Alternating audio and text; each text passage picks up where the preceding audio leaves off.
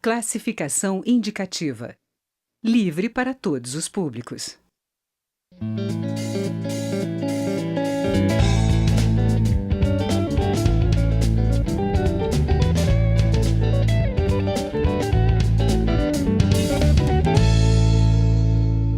Olá! A discussão da reforma da Previdência é provavelmente o assunto que mais mobiliza a atenção dos brasileiros neste momento. A atual reforma é a terceira desde 95 e foi apresentada há exatamente um ano. Ela foi aprovada por uma comissão especial em maio e desde então, mês sim, mês não, o Planalto promete que chegou a hora dela ser votada. E é sobre a reforma da Previdência que a gente conversa agora com o deputado Beto Mansur, do PRB de São Paulo. Deputado, bem-vindo à Palavra Aberta.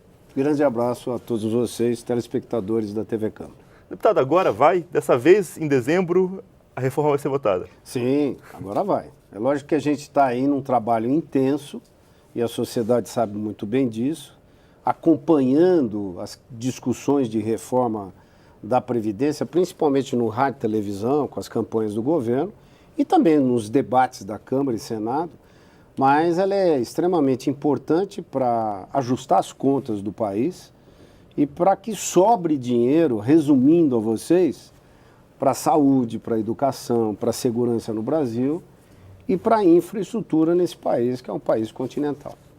Deputado, a gente vê na imprensa o tempo todo falando que tem grande resistência da base, né, para votar isso neste momento. Como é que está o seu sentimento de quem acompanha de perto? No começo, você tem uma certa preocupação de todos os brasileiros, e isso reflete, logicamente, na Câmara e no Senado, porque quem está aqui reflete a sociedade brasileira, de que a Previdência vai tirar direitos e etc. Na verdade, nós vamos acabar com privilégios. A gente vai acabar com os altos salários e as altos valores previdenciários no Brasil, para que a gente possa igualar aquele que trabalha muito e que muitas vezes ganha pouco, ganha um salário mínimo, ganha 2 salários mínimos, se aposenta já antes da reforma com 65 anos de idade, e você tem muita gente, principalmente na área pública, no serviço público, e aí eu junto deputados, senadores, juízes, o pessoal do Ministério Público, enfim, um conjunto de categorias que acabam se aposentando muitas vezes mais cedo, ganhando aquilo que ganha na atividade quando estão trabalhando. Então, é importante que a gente, na hora da aposentadoria, as pessoas tenham uma igualdade de valores de proventos, para exatamente não acontecer o que está acontecendo, por exemplo, no estado do Rio de Janeiro, em que o aposentado e pensionista vai na boca do caixa para poder pegar a sua aposentadoria, a sua pensão, e não tem dinheiro lá para eles porque o Estado está quebrado. Então, nós não queremos que isso aconteça no Brasil, exatamente em função disso, a gente tem que votar ainda nesse ano de 2017. E como é que está a questão dos partidos da base? Cada um se movimentando de um jeito? Como é que o senhor está fazendo essa leitura? Nós tivemos, por exemplo, no dia de ontem, o fechamento de questão do PSDB, possivelmente ainda nessa quinta-feira o próprio DEM deve fechar a questão. Nós já vimos o PMDB fechar a questão, o PPS fechar a questão, o PTB da mesma forma. O próprio PP está discutindo esse fechamento de questão. E isso, diria para você, Juliano, que é muito importante, porque você dá uma conotação para a própria bancada desses partidos de que a agremiação partidária defende essa proposta e o próprio parlamentar pode chegar na sua base eleitoral e falar assim, olha, o meu partido fechou questão, entendeu que nós devemos votar e eu, em função disso, vou votar. A gente tem um número já, diria para você, bom, não é os 315, 320 que a gente quer para entrar no plenário, a gente só vai entrar na próxima semana com esse número de parlamentares, 315, 320, para que a gente possa ter lá os 308 votos necessários para a reforma da Previdência. Deputado Beto, um argumento que a gente ouve o tempo todo é de que seria muito ruim eleitoralmente para quem votasse pela reforma.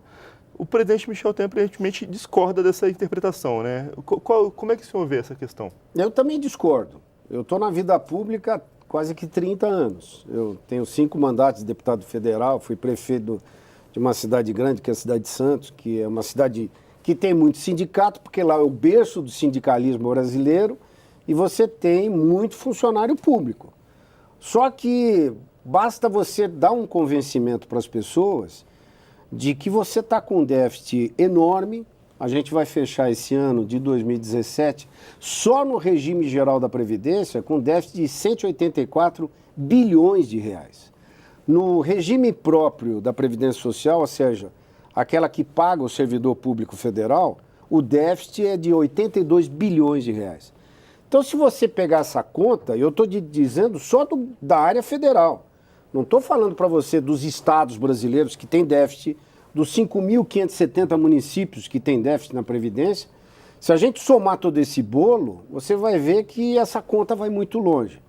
Aí a população fica preocupada e fala assim, poxa, eu pago tanto imposto e não tem dinheiro para a saúde, para a educação, para a segurança, para a estrada que está ruim. É claro, porque esse dinheiro está muitas vezes desviado para isso.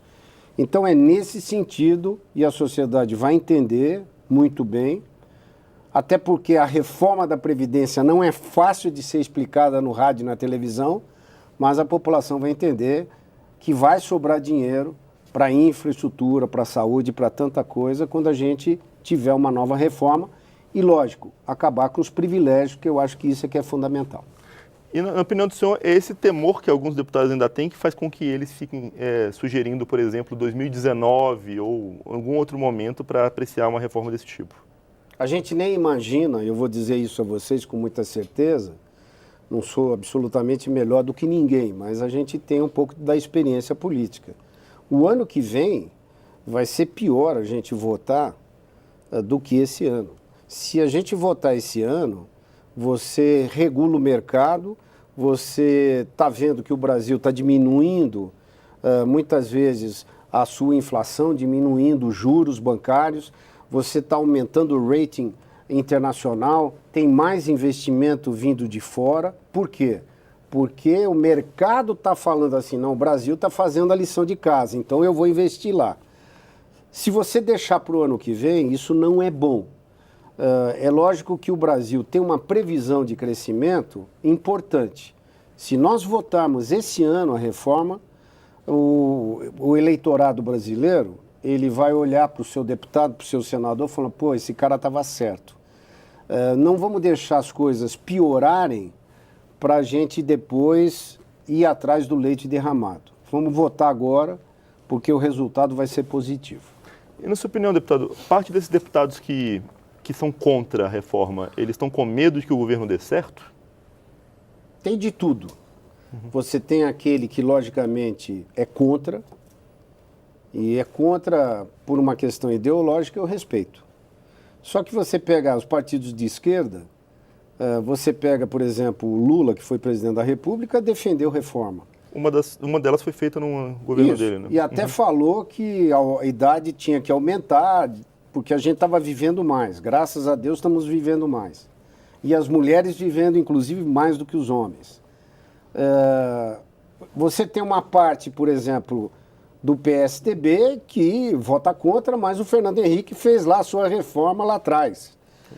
Que se tivesse aprovado, e faltou um voto para se aprovar a idade mínima naquela oportunidade, a gente tinha resolvido já esse problema de idade. A própria Dilma Rousseff, a ex-presidente, dizendo, não, nós precisamos fazer a reforma porque estamos vivendo mais. E me assusta você pegar o PT e os partidos de esquerda e falar, não, nós somos contra esse projeto. Aí eu chego e pergunto, bom, mas vocês são a favor de que projeto? Eles não falam. Então, ser contra, pura e simplesmente porque eu sou oposição, isso não é bom para o Brasil. Mas você tem aqueles que ideologicamente são contra, você tem aqueles que estão preocupados com a próxima eleição, que a gente já comentou, e aqueles que eventualmente reclamam porque eventual promessa de emenda de orçamento, que por sinal ela é obrigatória por lei, não chegou ainda no seu município, etc. Nesse leque de eventuais problemas, vamos dizer assim, a gente tem aí um número considerável que nós esperamos chegar na semana que vem, que vai ser a data da votação, segunda ou terça, para que a gente possa ter um resultado positivo, ter voto suficiente para colocar para votação e não deixar para o ano que vem. Tá, esse programa é bem curto, nosso tempo já acabou. Mas muito obrigado pela sua presença no Palavra Aberta. Sucesso a vocês. A gente que agradece, deputado. Eu sou Juliano Pires e este é o Palavra Aberta. Você pode conferir esta e outras edições do programa no site câmara.leg.br/palavra aberta. Fica por aqui. Até mais.